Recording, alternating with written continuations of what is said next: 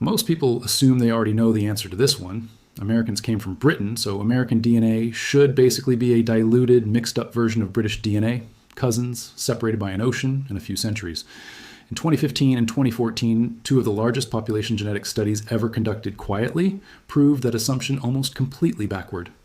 The real comparison between American and British DNA revealed two populations built by history in nearly opposite ways.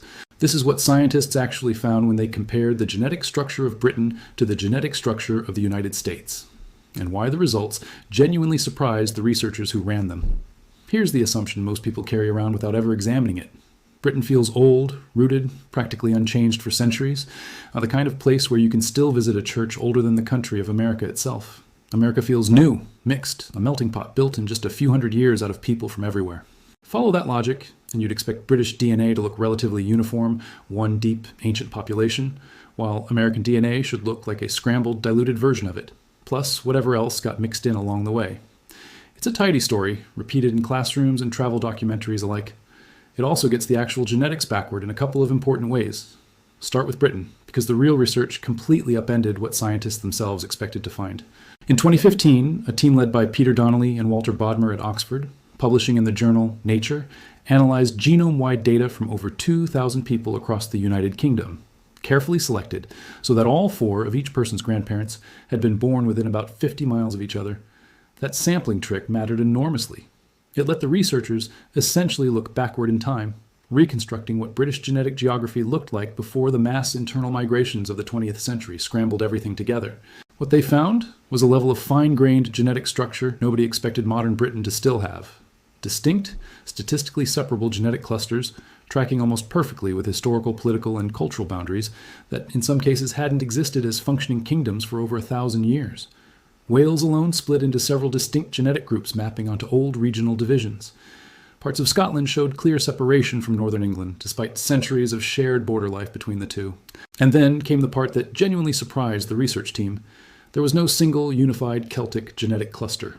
Cornwall, assumed for generations to share deep ancestry with Wales, Scotland, and Ireland as part of a broader Celtic fringe, turned out to be genetically closer to Devon and central England than to any of its fellow Celtic regions. The researchers also found no clear genetic signature of the large-scale Danish Viking settlement historians had documented across eastern England, despite centuries of Danish political control in that exact region, a finding that directly contradicted decades of assumptions built on historical records alone. Meanwhile, central and southern England turned out to be genetically the most homogeneous part of the entire study, suggesting centuries of quiet, ordinary local movement had gradually blended that region together, even without any single dramatic invasion driving it. Britain's genetic map, it turned out, didn't simply mirror the sweeping invasions everybody learns about in school. It reflected something quieter and more local, centuries of people mostly staying put, generation after generation, in small, geographically bounded communities. That's the first real crack in the assumption. Britain isn't one deep, uniform ancestral population.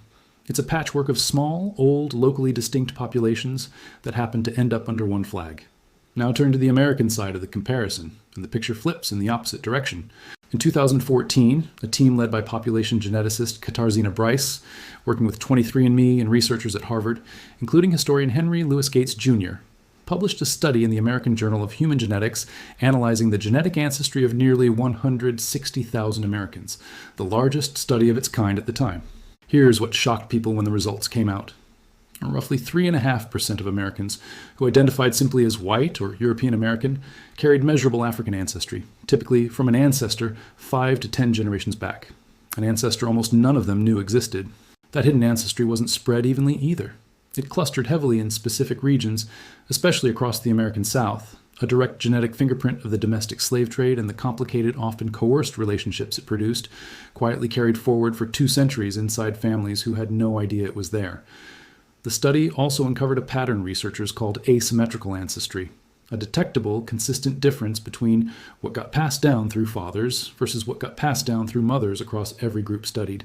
This wasn't random genetic noise. It was a measurable statistical echo of real historical power imbalances, of which parent in a mixed ancestry pairing more often held freedom, land, or legal status. During the centuries this mixing was actually happening, still detectable in DNA collected from their descendants nearly 200 years later. Latino Americans showed the most thoroughly blended ancestry of any group studied, averaging around 65% European, 18% Native American, and 6% African, with the exact mixture shifting dramatically depending on region. Latinos in Louisiana carrying notably higher African ancestry than Latinos in the Southwest, reflecting entirely different colonial histories, layered under the same broad ethnic label. Even the specifically European side of American ancestry told a regional story that had nothing to do with any single unified British source. Scandinavian ancestry, barely a trace almost anywhere else in the country, made up roughly 10% of European American ancestry in Minnesota and the Dakotas, a direct genetic echo of 19th century Scandinavian immigration into the upper Midwest that most other regions of the country never experienced at all. A family in rural Minnesota and a family in coastal South Carolina might both check the same box on a census form, European American, while carrying almost completely different regional stories underneath that single shared label. One shaped by Norwegian farmers arriving generations after independence, the other shaped by English colonists who arrived while the country was still Britain's to lose. Picture two villages on two different sides of the same ocean, both existing at roughly the same moment in history. In rural Cornwall, a farming family has lived within the same few square miles for as long as anyone can trace, marrying neighbors from the next valley over, generation after generation, working the same fields their grandparents worked, their DNA quietly recording centuries of staying almost exactly where they started, undisturbed by any single dramatic event, simply accumulating small, local genetic signatures decade after decade. Meanwhile, in a colonial port like Charleston or Philadelphia, ships are arriving from England, from West Africa, under conditions no one there chose, later from Germany, from Scotland, via Ulster, eventually from dozens of other regions entirely, all converging under the same narrow strip of coastline within the span of just a handful of generations. Forced and voluntary migrations tangling together into family trees that no single nationality could ever fully describe. One population had centuries of quiet continuity to work with.